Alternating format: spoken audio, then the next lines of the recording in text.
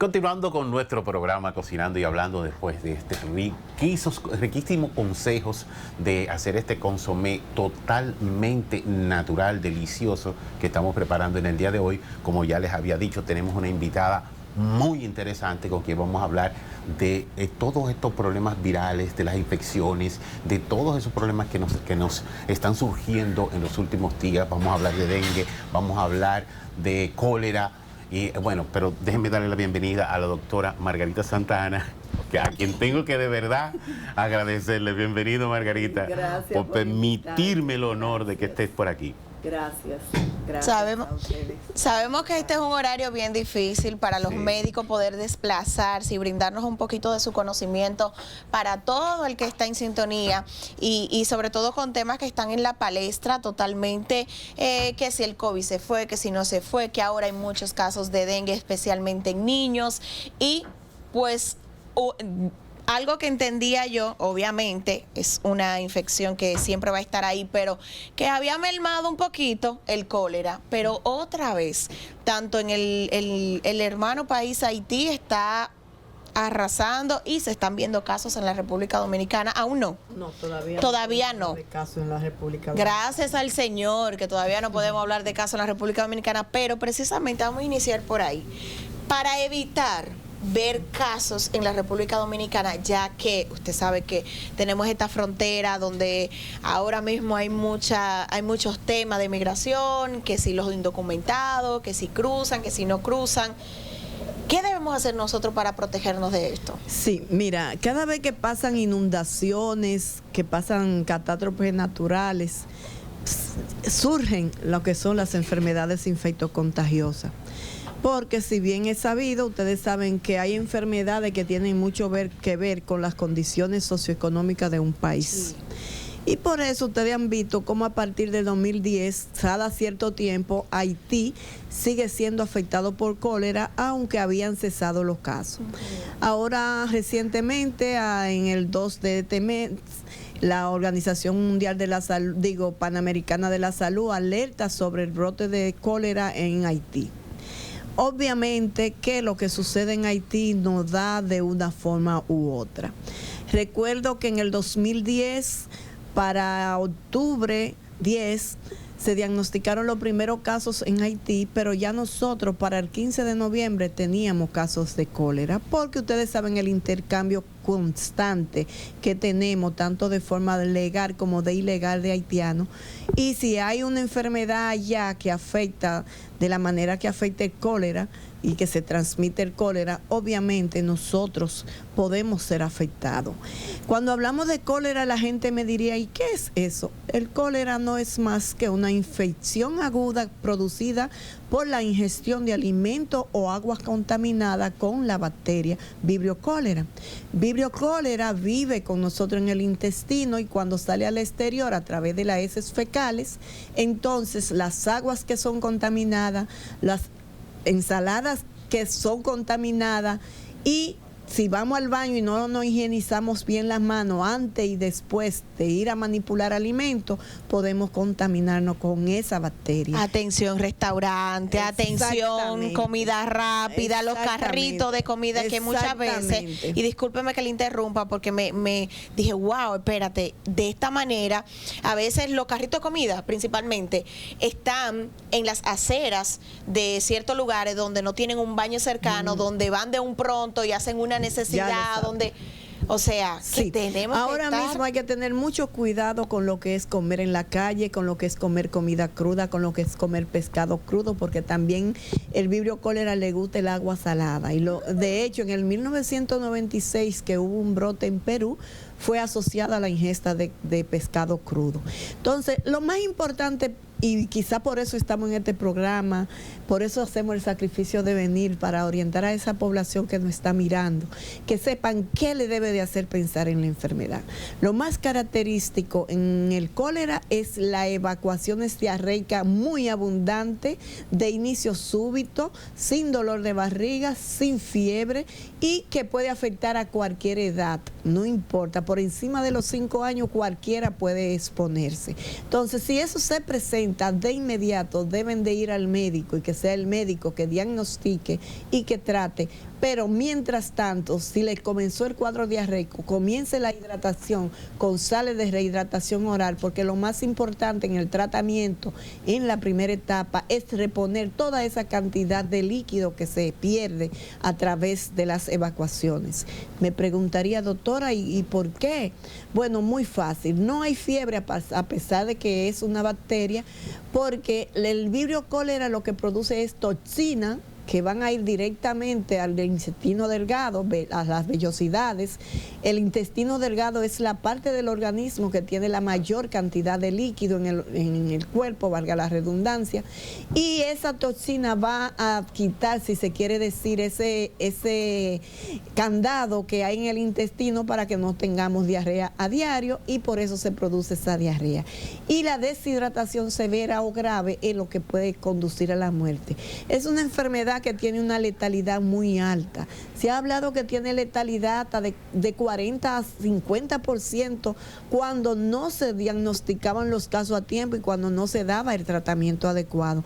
Ya es mucho menos, pero sigue teniendo una gran mortalidad el cólera. Entonces, ¿cómo prevenirlo? Importante, higiene, lavado de las manos antes y después de ir al baño, antes de manipular alimentos. El agua, si tenemos problemas, ahora que los acueductos se vieron afectados con las inundaciones, vamos a hervir el agua si no disponemos de agua segura para la ingesta. Si no tenemos botellones o agua segura para la ingesta, vamos a hervirla y de esa manera podemos evitar el cólera. Doctora, le iba a preguntar, entonces esto quiere decir que esto es viral ya, ¿por qué? Porque usted habló que esto sucede cuando hay causas naturales. Por ejemplo, estamos en la temporada ciclónica y ahí es que comienza todo esto de las tormentas, los huracanes, entonces aumentan la cantidad de lluvia. No es que es viral. Lo que pasa es que el cólera tiene que ver mucho con las condiciones. Decir que ya tenemos que acostumbrarnos que desde que comienza la época. No necesariamente. Lo que pasa es que el cólera es una enfermedad que habla mucho de las condiciones socioeconómicas de un país. Habla de hacinamiento, habla de mala disposición discreta, que hacemos la disposición en cualquier lugar, a campo abierto, como se dice, o que no disponemos de buenos alcantarillados, o que no disponemos de buena potabilización de las aguas, y a través de eso, cuando vienen las inundaciones que se arrastran todas esas aguas, o que hay falla en la tubería del acueducto, que del agua no se potabiliza adecuadamente, entonces estamos en riesgo de que eso suceda.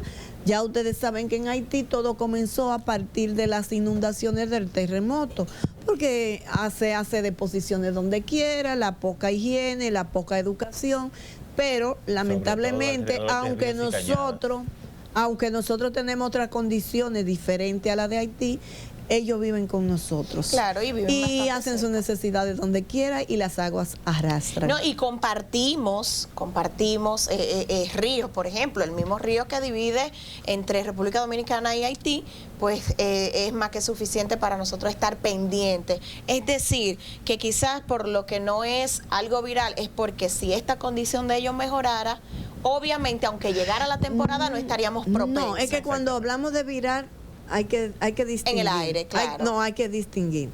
Se habla de infecciones virales, donde caerían el COVID y la influenza, que también tenemos aumento de los casos, pero eso es normal para esta época. Hay aumento de los casos de influenza. Lo que tenemos que estar listos para prepararnos, para vacunarnos, doctora, porque existe vacuna para la influenza.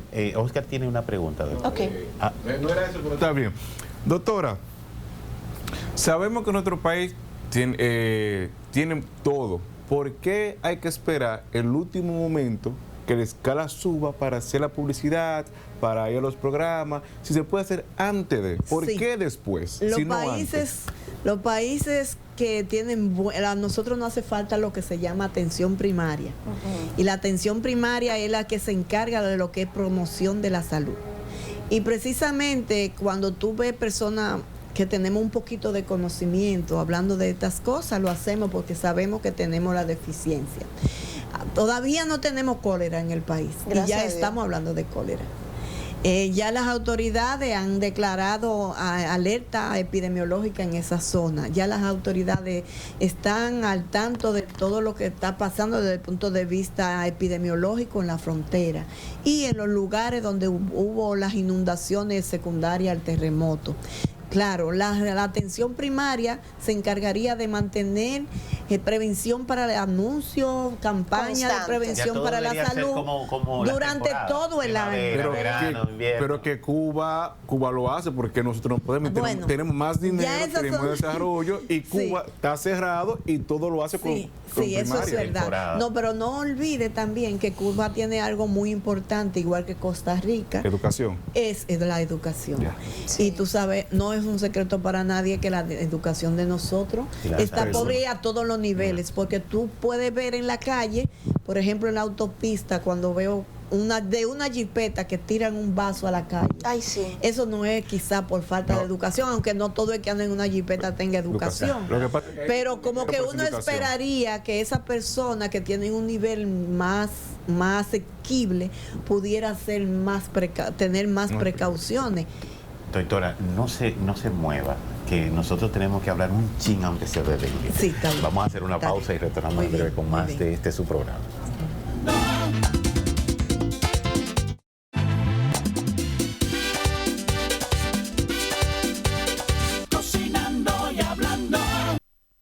Estamos de regreso y como están viendo en pantalla, continuamos con la doctora Margarita Santana, con quien obviamente no podemos dejar pasar el tema sobre el dengue, ya que eso sí estamos viendo en estos últimos días a raíz, y entiendo yo, usted me va a corregir, también se puede dar por las inundaciones, aunque también, El criadero de vamos a mosquitos. decir que por la lluvia, El pero criadero de también mosquitos. esas casas, esos lugares donde Acumulan. criaderos de mosquitos, y usted dirá, pero yo no hago nada. Bueno, una goma o un potecito que boté hace rato, hay El un agua que florero tiene de un la mes, casa. el florero que ya yo no lo quiero, pero lo dejé ahí en el patio para ver quién en lo... la casa con la flora y no le echo cloro al agua. Dios mío, doctora, vamos a hablar sobre el dengue. ¿Cómo está el pronóstico, cómo está la estadística ahora mismo en la República Dominicana? Mira, definitivamente la casuística de dengue en este momento es alta.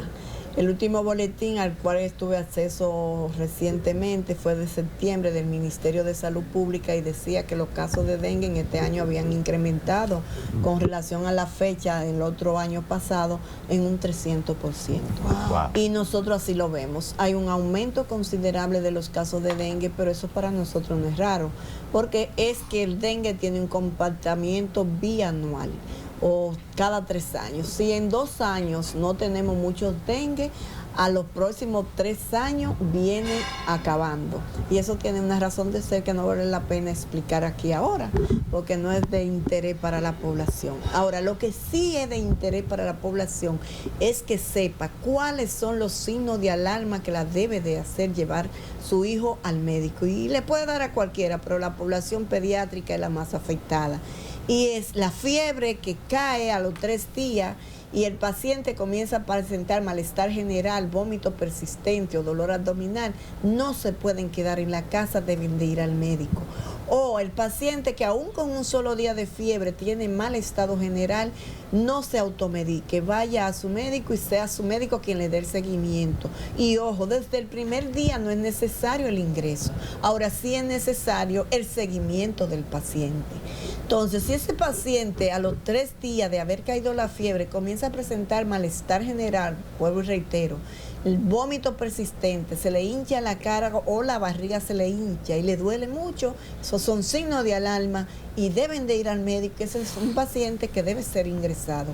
Además, todo paciente con comorbilidad, es decir, que tenga una patología de base, también debe ser ingresado.